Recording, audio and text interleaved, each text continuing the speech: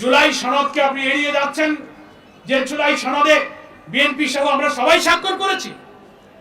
জুলাই চার্টারের দক্ষিণ প্লাজায় যে স্বাক্ষরটা করা হয়েছে, ওই সনদে খুলে দেখবেন স্বাক্ষর করেছেন এবং আমরা যে অঙ্গীকার করেছি 1, 2, 3 করে যে পয়েন্টগুলো আছে, তার 2 এবং 3 নম্বর পয়েন্টে পরিষ্কার বলা আছে আমরা স্বাক্ষরকারী দলগুলো জুলাই সনদে ঐক্যমত হওয়া সংস্কারের সব প্রস্তাবগুলো আমরা বাস্তবায়নের জন্য অঙ্গীকার করলাম।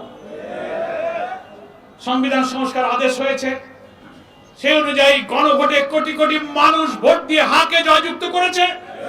আপনি সেই গণভোটকে উপেক্ষা করার জন্য কৌশলের আশ্রয় নিয়ে আদালতে রিট করে আপনি আদালতের ঘাড়ে বন্দুক রেখে জনগণের রায়কে আপনি ফায়ার করার চেষ্টা করছেন।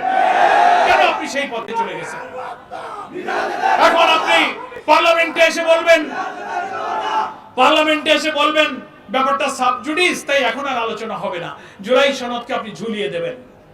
এসব নাটক তো আমরা বুঝি, অথচ জুলাই সনদের 48টি সাংবিধানিক গুরুত্বপূর্ণ বিষয় আমরা পরিবর্তন করেছি।